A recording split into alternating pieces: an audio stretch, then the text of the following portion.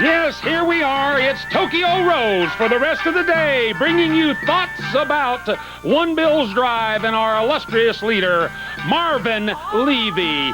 Hell, all I wanted was enough to pay my mortgage, man. I enjoy talking to the fans. I love it.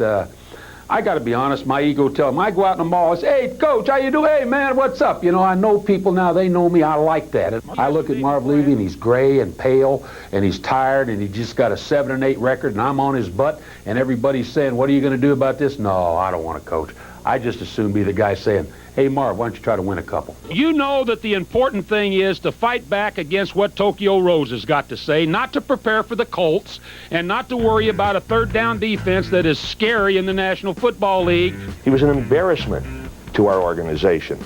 Chuck Dickerson passed away this week. I worked with him. A ton of us worked with him. A ton of my friends. The vast majority of my friends, the people that I'm in contact with on a regular basis, are people that I've met through work in media in general, and a lot of that is WGR radio based.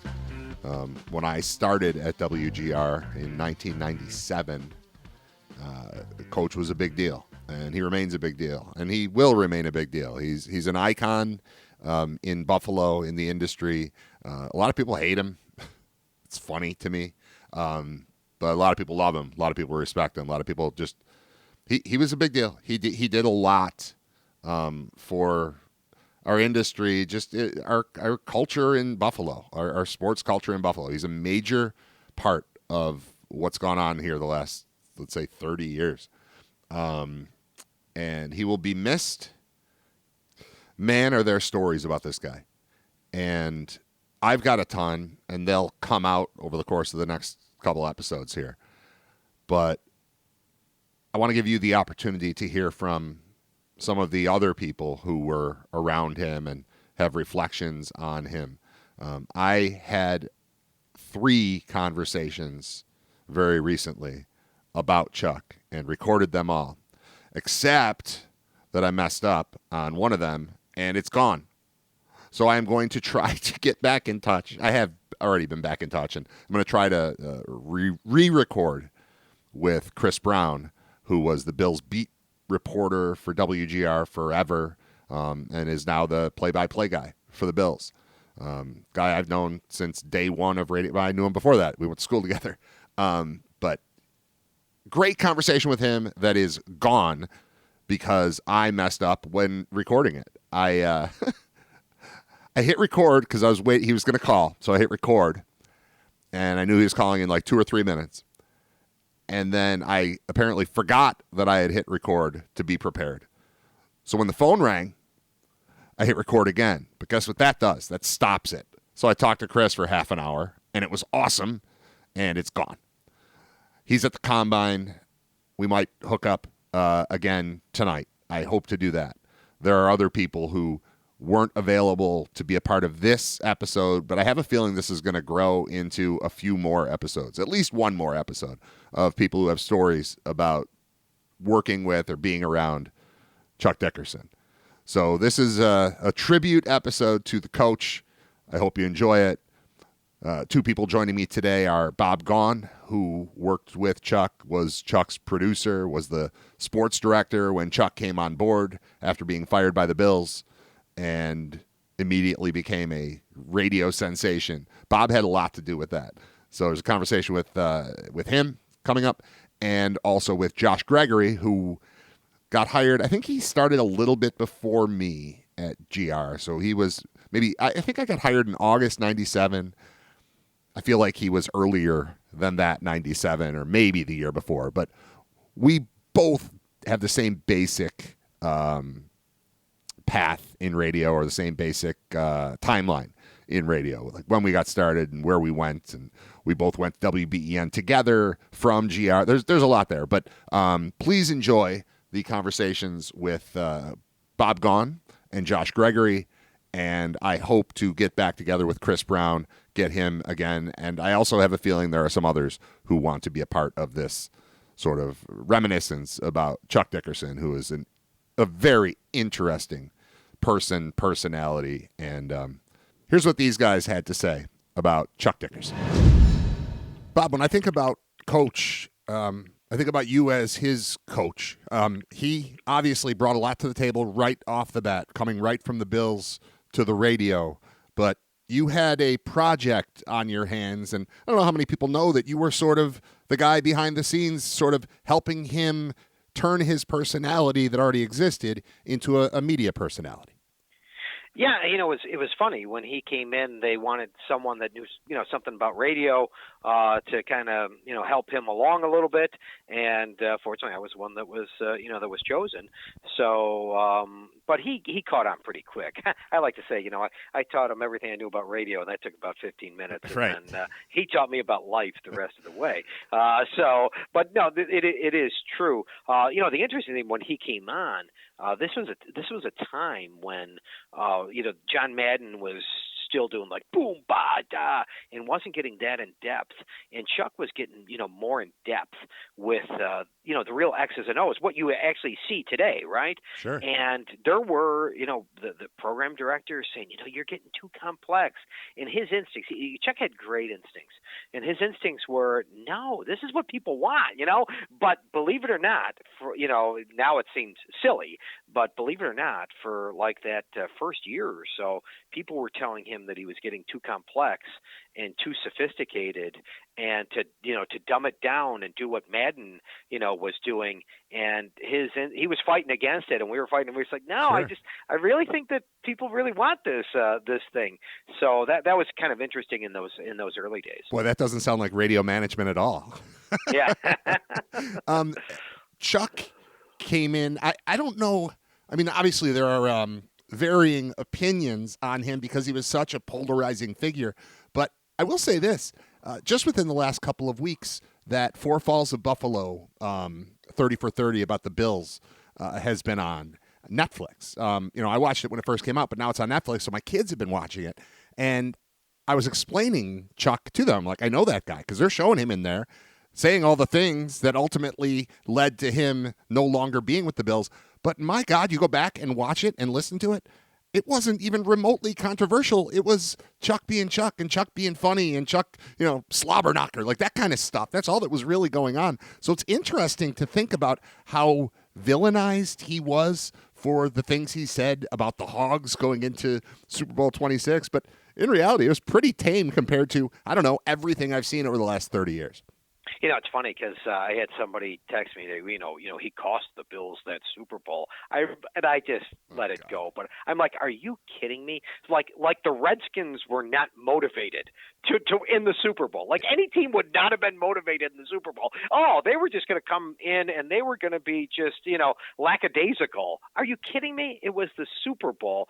You were going to get their best effort, and everybody on that team says that team, that Washington team, was like the best team that they played. I mean, so and Chuck, he knew he was on his way out. The interesting thing about Chuck, a lot of people don't know this.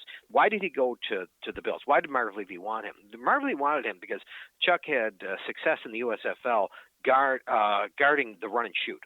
And Marv thought that the run and shoot might be the way that the league is going because Houston was doing it, Atlanta was doing it. So he needed a guy, or he thought he needed a guy, to come in, and he brought him in as quality control. And then him and Marv had a falling out. Well, Marv actually promoted him twice. He promoted him from like quality control to tight ends to defensive line. And that's the unique thing about Chuck. This is the other thing you got to know about Chuck, which is so rare, even to this day, is Chuck coached both sides of the ball. He was an offensive coordinator in his life. He was a defensive coordinator in his life. He was also a general manager for the Memphis Showboats. How many people in this world do you know, like, if Sean McDermott loses his job, he's going to be the defensive coordinator someplace, he'll be successful. He's not going to be the offensive coordinator, though. Right. Because there's very few people in this world, very few football coaches that actually were offensive coordinators and defensive coordinators. That's what made him unique. He was an incredible talent because of that. I mean, he was just an incredible talent.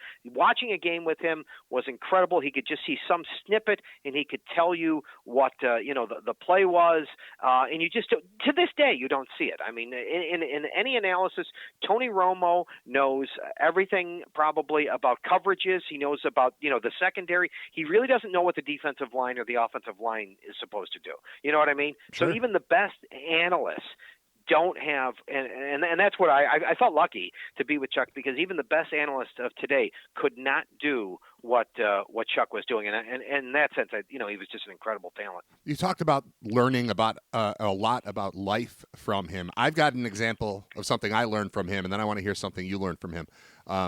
He taught me. He was very, it's not like we were in a union, but we were kind of a team. We were up against management. It was the talent side, which is what it's called, and that's production too. So it's anybody who's on the air or the people that are really in the studio. And we had to deal with the salespeople and the overall management of the station.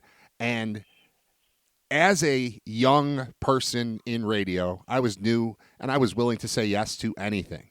And Chuck taught me not to, because he said, if you're going to do that for free, then I'm never going to get paid to do it. So we need to be on the same page. If we're going to do this, don't give anything away, because you're screwing all of us when you do it. And that stuck with me. That's just one little thing, but just sort of an overriding concept of what we were doing. As soon as you give it away, it loses all value. So make sure you get what you're worth at all times.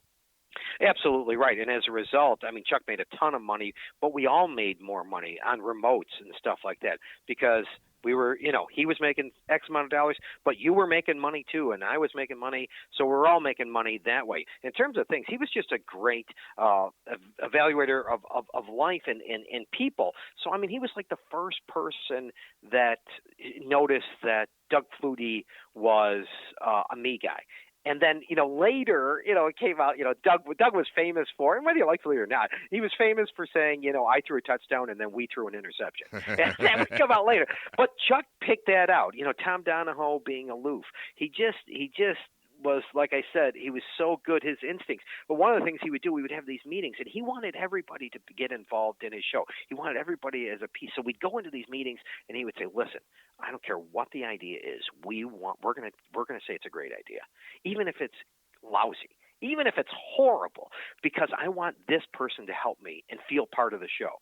So as a result, and you could probably, attest to this, there were a lot of people that, felt like they were part of that show. Definitely. Yeah. And why was it? Because he would go to these meetings and say, what's an idea? And somebody would give an idea, and it would be in the news department, and we'd get back, and he would say, that's the worst idea I ever heard. But in the meeting, he would say, that's a great idea. And we'd get back, and he'd say, okay, I got to get this work. But what it did was it made everybody feel a part of the show. And as a result, everybody's, again, rowing the boat the same way, and his successes, everybody kind of feels a little bit a part of it.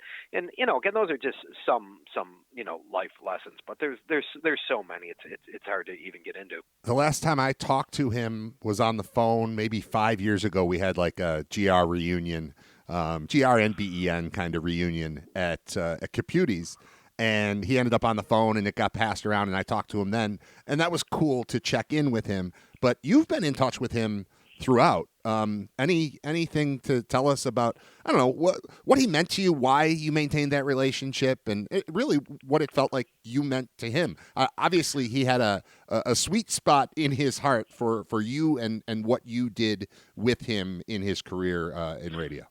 Yeah, so I would talk to him twice a year. I would usually talk to him in the fall and trying in the spring. So I was just going to touch base with him. I saw him in October, or talked to him in October, and we would talk football, and he would give me a little insights. He still loved watching the games, but we talked about he was getting older. Obviously, he was 86, but with the things that we learned from each other, and that I took, another thing that just came to mind is the big time interviews that we would do. And he would approach things like, we need to go after the biggest names in the world, not forget about sports. Yeah. So we interviewed 3 presidents. Nobody interviews 3 presidents. If he was around today and we were doing a show, he would say, let's go after Taylor Swift. Now, we might not get Taylor Swift, but there's nobody in radio right now that's trying to go after Taylor Swift.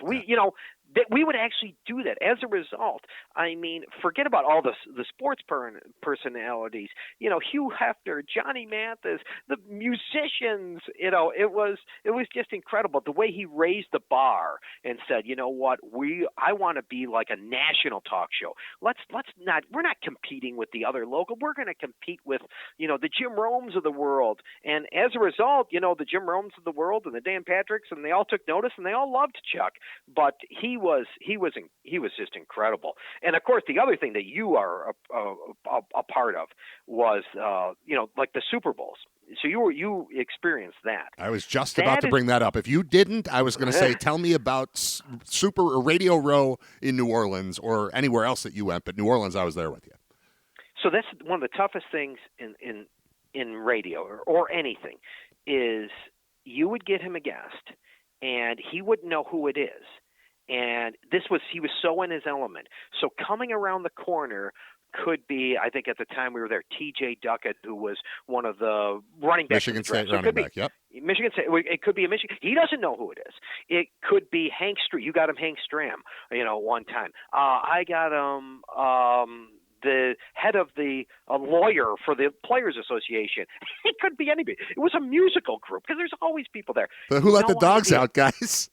Right. And all of a sudden, and he's got a roll with it. And this is when I talk about incredible talent, because there's very few people in broadcasting that could pull that off. Very few people that, have 1 minute to prepare and do it. And that Hank Stram, and I don't know if you know this, so he doesn't know Hank. You get him Hank Stram. Hank Stram comes around. I don't know if you remember this, but he knew enough people that knew Hank. He gives Hank such a great intro. Hank's crying. He doesn't, because he didn't know Chuck, but he didn't realize that Chuck knew. And that's the way the industry is. You know so many people. But Hank was later in life, and but he gave him such a great intro. Yeah, tears rolling down his face. He was just, like I said, that interview is just incredible. That Radio Row when he was in his element, and then because a lot of people wouldn't do that, and they would be very uncomfortable, doing that type of thing. But he was very comfortable in that setting. Well, and him being that way forced me to be that way to a certain extent, also, because I think back to when I first started, and the first thing I had to do might have been my first day there was you handed me your stack of phone numbers, your little notepad that I still have somewhere. I still have a copy of it. So half the people are dead, but there's a lot of good numbers on there. And I just had to just go through this page. And literally the first phone call I made as an employee of a radio station was to Chuck Knoll's house. You know how intimidating that is as a 22 or 23-year-old kid? Call Chuck Knoll. His wife answers the phone. May I speak with Chuck, please? Yeah, hold on. Oh, God, now he's coming. And then I talked to him. I explained who I was. Yeah, sure. Yeah, I'll go on with Coach Dickerson. No problem. And I booked Chuck Knoll immediately because Chuck Dickerson kind of made me, and you kind of made me. But, forcing you into, something you're afraid of, no problem. And I think I got some of that from Chuck as well. It's pretty cool. Well, one of the biggest interviews, and people hated or didn't like him, was O.J. Simpson. Yeah. Now, you think about how big that story was, and O.J. does his first interview with NBC News. His second interview is with Chuck Dickerson locally, and we're doing the interview, and again, the mindset of, again, you may think he was guilty, whatever. People are dying to interview O.J. Simpson. We get him, and we're getting criticized. We're getting criticized, like, what are you doing interviewing O.J.? Are you kidding me? It's like anybody who's, would want to interview this guy at this particular time. It's the biggest story in the world, or at least in the country at that time. And that was the mindset. He got O.J. It was amazing. What was the disciple thing? Where did that come from? Was that you? Was that him? How did that start? What was it? No, that was Marv. So Marv, starts getting criticizing Chuck, right. And he goes off and he says, all of his disciples. So the next day, somebody calls up and says, you know what, I'm a disciple of yours. Oh, okay, you're a disciple, and disciple number one. Clicked. Just your disciple number one. Let's go. We wound up having, and then the sales department loved it because we wound up having like 1,400 disciples or something like that, and we would send them all out stuff, and some company would say, hey, I'll give every disciple a $10 gift certificate or something like that. Yeah. So the sales stuff, made a killing off of it. The other great thing he did, this is incredible. So he would take off the month of July, okay, and then he would come back training camp, and I'll never forget this one. First day of training camp, so we make a big deal out of it, and to tell you the truth, we're making a bigger deal out of it than it actually was, right? First day of training camp. Now we can say it. Yeah, right. Nothing really, but the first practice, okay? First practice, he comes out, and again, now it's easy to say this now. I'll never forget it. Eric Flowers, the first round draft pick for the Bills. He comes out day one, first practice. This guy's a bust. He'll never do it. People are calling up, what are you doing? What are you talking about? The Bills hate him, right? They hate him because he's calling Eric Flowers on day one of the first practice. He had just come back from vacation, a bust. He turned out, he was right about it, but he had the guts to do that, and he had seen so many players over the years, and he evaluated so many players. He, people could criticize him for maybe being too rough, but he really, I'm telling you, he wasn't wrong that much. He was, right. When it came to football, he was on it, right. The criticism would be that he's too negative. And it was always, obviously his focus is on the Bills. And I remember hearing this just about WGR in general, that we across the board were too negative.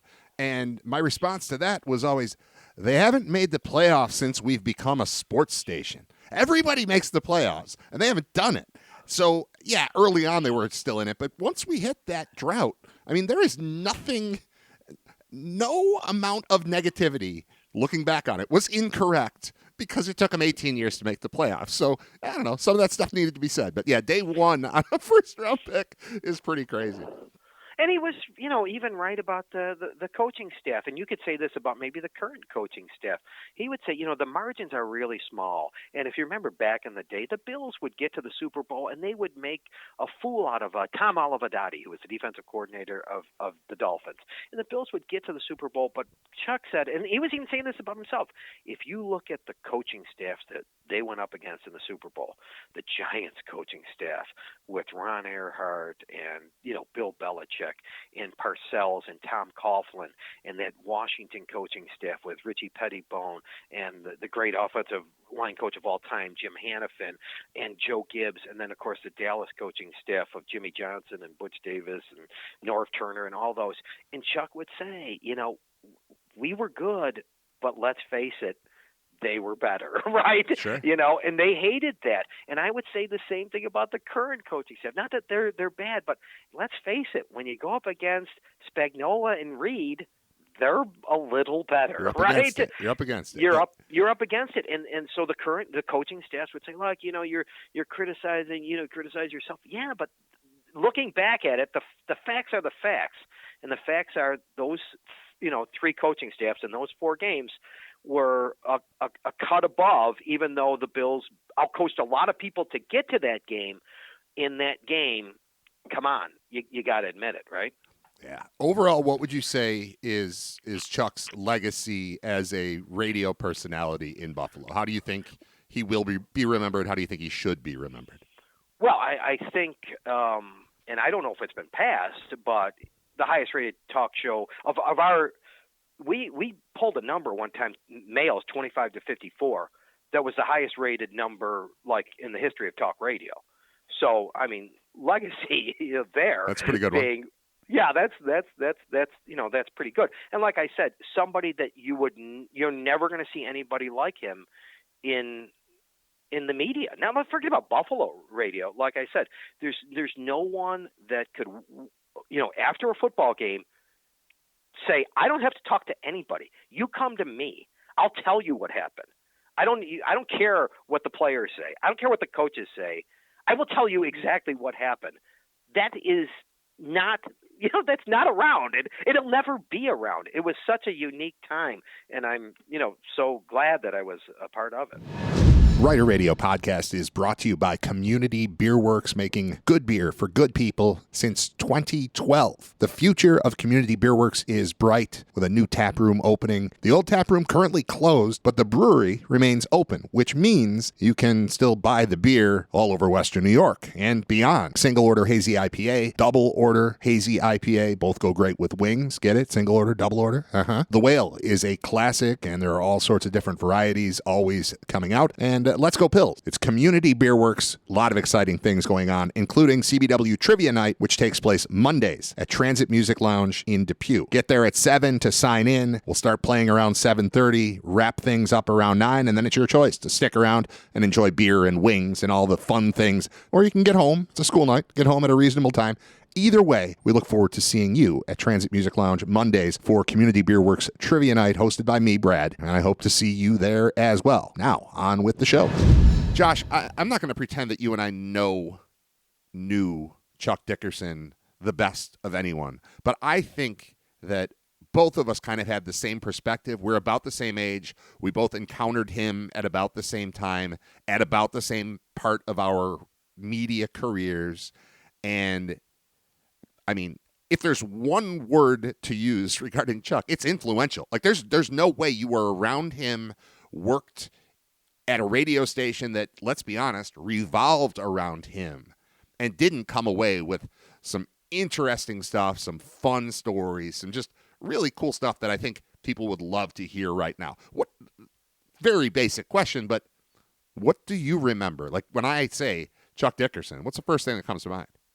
I think loud, obnoxious, and misunderstood, I think, are the three words that I would bring out. And I was part of that crowd, to be honest with you. You know, as you mentioned, we both started there at pretty much the same time at GR.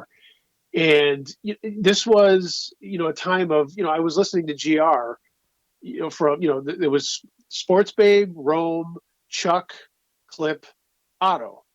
And to get hired by that radio station with two giant personalities in not only in Buffalo media, but, people knew who these guys were. Chuck was on a national stage with coaching in the NFL and, his run with the Bills.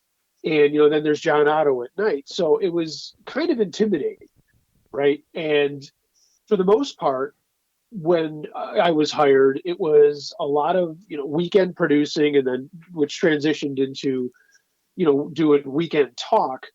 And the only times I would really bump into Chuck was when I would zip in to get my paycheck in the afternoon, or if there was a meeting with the PD or, what have you. Sure. But the first thing that struck me with Chuck is, here I am, a guy working, construction and or painting, and listening to this guy and going, Jesus, this guy is really mean to people. This guy he's cutting people off. He's calling them names. He's, kiss my bippy and all that stuff. And then there he is, right? I'm getting my paycheck. I'm talking to Bob Gaughan, who is our sports director. And he comes. And I'm like, what is this guy going to be like? Is he really, is he going to start yelling at me? And he was, right away, one of the funniest people I'd ever met. Just his demeanor, he was friendly. As I said, I'd never met him before. It was here's a new guy, Josh, and he said some things that I cannot share on this podcast, which is completely unnecessary. But it was so disarming. It was like, oh, he's a human being, and if there's anything that I can walk away from talking with you is that Chuck was a human being. He wasn't just this persona on the air that was gruff and rough. He was those things. He was very opinionated. He knew what he was talking about, and he knew how he wanted to run his show. And no one stood in his way. And that was the beauty of him. Headstrong. This is my show. This is the way it is. And whether you like it or not, he didn't care. And I would like to say that was pretty influential with the way I continued on in broadcasting, and what I do now is, it is part of being sound of mind to know that this is the way I want something and this works. And over the time that we were down there on Delaware, when I got to actually work with him, more of that came out, where he would have these conversations, and he would say these off the wall things that would totally take me aback and make me laugh, and just totally, totally welcoming. One of the first times I worked with him, he had these big trivia days where, oh yeah, everybody would come remember in. the trivia? Yeah. Harrington, And it would be Mike Heim, and all those. Yeah, and Bob Bob Bailey, Bob, yeah, of Bud course. Bailey, yeah. And Bob couldn't run the board.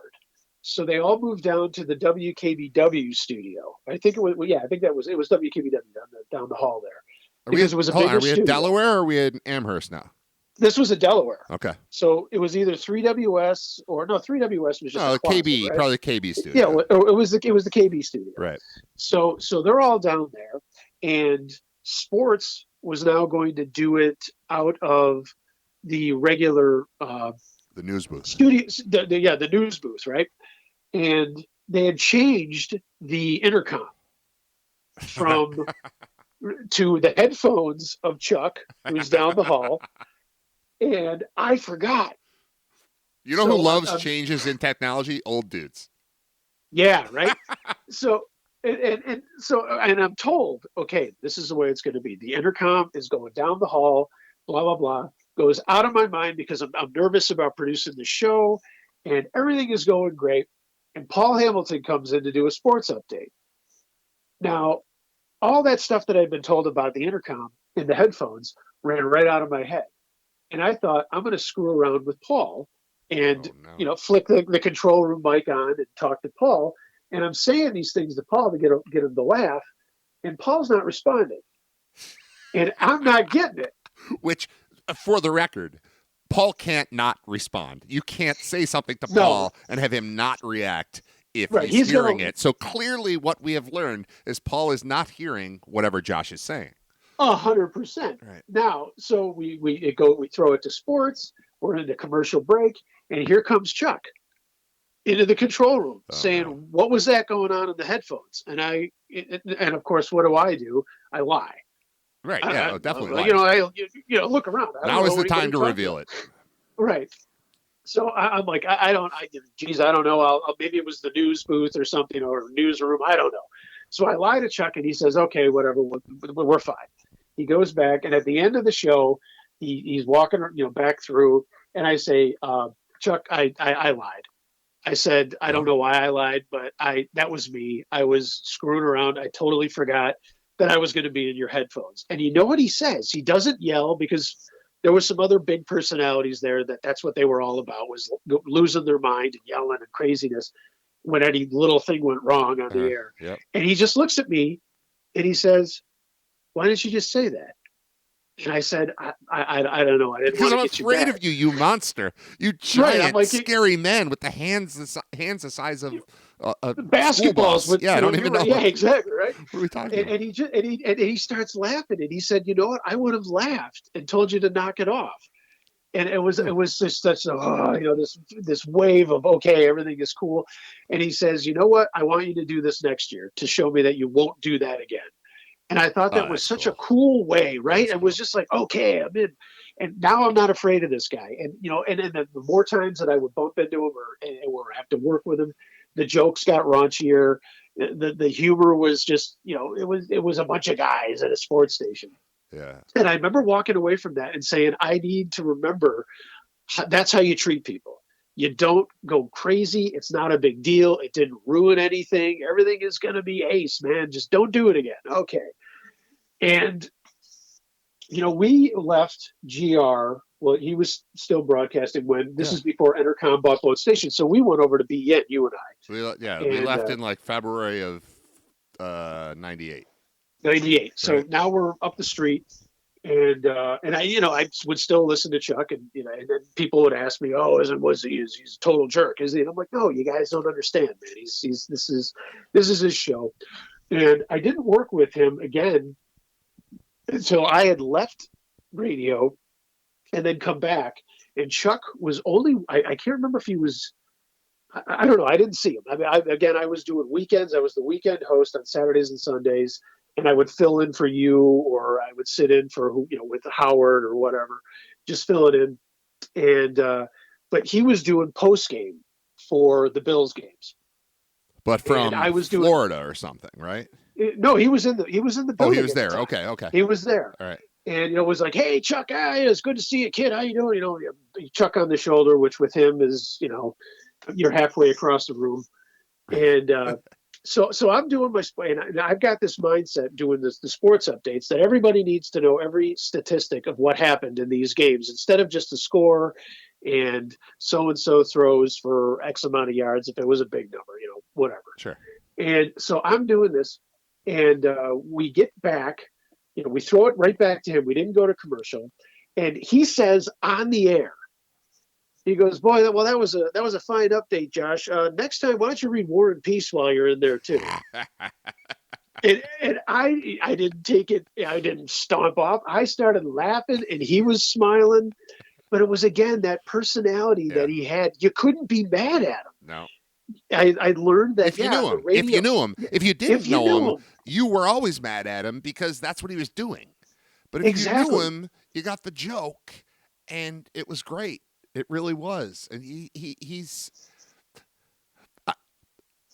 I recently watched the Four Falls of Buffalo Netflix thing, and in that they show him prior to the Redskins game saying the things that ultimately were blamed for, him being fired. When the Bills lost to the Redskins and he had run his mouth about the Hogs and all this stuff. And I watched it, and all it was a guy I know being silly. Like, he's more silly than anyone who doesn't know him ever knew. He's, obviously he knew his stuff with football, and he was passionate about it, and he had very strong opinions about it. But mostly he was just a goofy dude who enjoyed, he enjoyed whatever accent he had, he used it to his advantage. Whatever he had with his voice, the volume he had, his size, everything about it, he used it all to his advantage to turn himself into an interesting and fun character.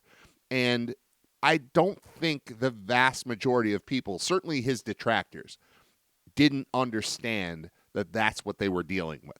They were dealing with a smart dude who was playing a little dumb, a little y'all, a little southern. It's what, Nate Bargatze does in comedy right now. It's what Shane Gillis does. Like, you play a little dumb when you're smart, and it sounds great. And that a lot of what he was doing was comedy, while also informing people about football, which is incredible. And the fact was that he was not worried, and I mentioned this earlier, he was not worried about offending people or correcting them. Because, I remember a lot of times guys would call up, and this is what you got to do. You got to run this play. You got to move this guy from this position. And he would listen to it. He'd let him run, and he'd let him run. And then he would tell them in not so, simple terms that they were full of it. They had no idea what the hell they were talking about. That's not, and it was just interesting to see that dynamic that he would let someone bury themselves. And depending on whatever mood he was in, he would either, take him to task, or he would, or just, let it go. I mean, you never really knew what you were going to get from him. And, I think that was part of the reason why so many people loved to hate him, and the people who loved him on the air. And, a couple other things that I remember when I first met him, somehow the Marines came up, and I didn't know that he was in the Marines. I knew that he played college ball, but he took time off. And we were talking about it, and I had mentioned that, most of my family served in, 3 branches of the military in Vietnam. And he asked me, why didn't you go? Why did you serve? And I said, I was honest with him and said, my parents never would have stood in my way had I wanted to. I wanted to. But they all 3, 2 of my uncles and my father, told me about their experiences at a very high level. They didn't talk about, Vietnam a lot. And I mentioned that to him. I said they rarely talked about it, but when they did, it was a lot of, we don't want you and, my cousins to have to deal with stuff like that. And he just looked right at me and he said, "You got a smart dad and smart uncles." And that's all he said. And he walked out of the room. And again, that light of human being, that was a genuine statement that he Yep. made. He wasn't saying it to make me feel better. No. He was just like, he asked you a question, an honest question, because he wanted to hear the answer, and then you gave the answer, and he was like, "That's a great answer." And also, somebody says that to me about my family, I will respect you for the rest of my life. You know, like he 100%. he got you there, man. That was, and I'm not saying he was trying to trick you, but you were never gonna dislike this guy after he said that about your dad and your uncles. It was never gonna happen. Yeah, but it was totally unexpected, because there you are. Which Chuck am I going to get? Am I going to get is he going to crack a joke, or is he going to say something to get me riled up? But he didn't. He meant what he said, and I walked away from that again with that, man. That was a decent conversation from a decent guy. And one other thing that I had to mention, my favorite phone call that Chuck took on the air. I'll never forget it. I was working for a painting company, and I'm listening to it, and it was the day Jim Kelly announced his retirement. And GR is running the press conference. They go right into Chuck, and he says his piece. He goes to the first caller, and I don't know why I thought this was so brilliant and why I still remember, but I thought it was the slickest move. He takes the first caller, and I don't know, whoever it is. It's John in Buffalo. And John says, "Hey, Coach, what's going on?" Coach does not even answer him. He hangs up on the guy and moves on to the next call. Just recognizing that was the dumbest thing that guy could possibly say. What do you mean, what's going on, you meathead? What's going on. You called a talk show to talk about the thing that's going on. But it was so smooth. It was just like, I'm not going to dignify it. I'm not going to say anything. I'm not going to cut you down. I'm going to cut you loose in space, man. I don't know if I face. like the move or don't like the move, but I respect the move. I mean, that's something. I remember I was at Peyton in his house, and I started howling. I'm like, oh man, that was just the best way to get rid of a flea. It was just not even, beat it, you. But but I can't say. And I wish I would have known him more. I wish I would have known him better. I heard when he moved down to Florida, he had gotten back involved in coaching with kids. He was just doing some things, and I regret not having more of that relationship with him to learn more about the guy. He's the kind of guy that you could sit around with, and he had a million stories, and you would have loved every single one of them. That's just the kind of guy he came off as. But just what a funny human being. And again, like I said, I can't share some of the stuff that he said. Well, it's not good. appropriate. It's not appropriate for anything. Yeah. But the way he made young guys busted into that field feel welcome.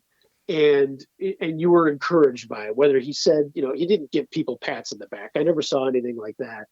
But you could tell that he believed in his show, and he believed in the people that were helping that show be a success. 100%. Yeah. That's a really good way to put it. All right. I have a question. I don't know for sure that you're the person to answer this. Somebody else can, when I say T for two, are you the person to talk about that? T for two. The song T for two and two for T, that song. Are you the person? Are you the person that's a part of that story? Because I remember that kind of, and I also know that there's somebody, one of my friends, it might be you, that was also a part of it, and I don't remember what the story was, but it probably involved like bumper music. Yeah, that would not have been me. No. Okay, damn it. All right. Well, I'll find the person. That's all right. I'll find the person. Is there anything else about Chuck and his influence on you in either like media life or just life that you would like to share before I let you go? I think the one thing that I would walk away, and this is more about his detractors and other forms of media, where he had his feuds. And, again, he would not let loose, or he would let loose, and he would not, walk away from an argument or a squabble. And I think, when I moved into PR, was still kind of involved in sports radio, but then made PR that was really the career I was going into. That he never would not make a comment. And one of the lessons that I learned in PR was there are going to be sticky situations that you're in. There's going to be times of crisis, and there is no such thing as no comment. Even though we see it in the media all the time, we reached out to him and he didn't have a comment. Chuck always had a comment, whether you agreed with it, whether, in some instances, was it the right thing to say? I don't know. I can't, make that distinction or decision for people like that. But that was something that I learned from him was there's always a comment. There's always something to say. There's always a response. And, he, being the personality that he was, always took it, he was the Jim Norton of those responses because he always went way farther than he needed to go, much to the amusement of probably us and, a lot of other people. Right, but he never had nothing to say. But he never had nothing to say. And that was a beautiful thing about him. And that's what I walked away from, that it's a lesson. There's always something to say. There's different ways to say it, sure. But he never would say, I don't have a thought about that, because you knew he had a million thoughts about whatever you asked him. And, lessons learned, man. And it has nothing to do with radio. It has nothing to do with media per se. It has everything to do with personality and integrity and confidence in yourself. Mind. And confidence in yourself and speaking your mind. And, another lesson that I could take away from him. And as a caller, I would call his show. I had no worries about what was your disciple I wasn't number? Part of the station.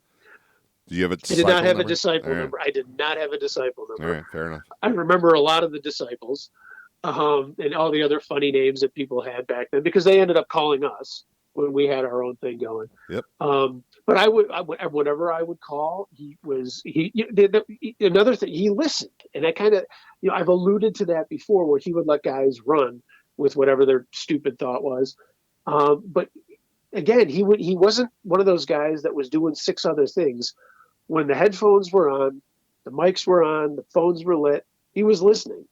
And that is something else to say for a lot of talk show hosts that maybe, could have, or even still today, could take a lesson from a guy like Chuck. Yeah. To sometimes when you do have a million things to say, sometimes the best decision is to listen. Shut the hell up and let somebody else talk. Yeah. And then it's not just shut up, it's listen. I feel bad for saying shut up just now, but it is shut up, but it's listen. That's the bigger thing.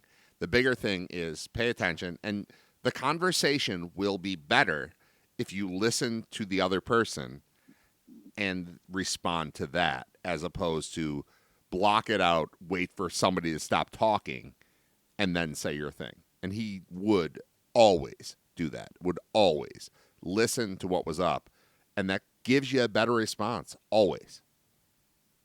That's the beauty of it, to go from coaching to sit in a chair. We see it all the time with professional athletes, old coaches. You can tell when someone's got it and knows how to do it immediately, and those who struggle. And Chuck did not have that learning curve. When he sat down in that chair, when he was hired, that was his show, that was his hours on the radio, and he made it work.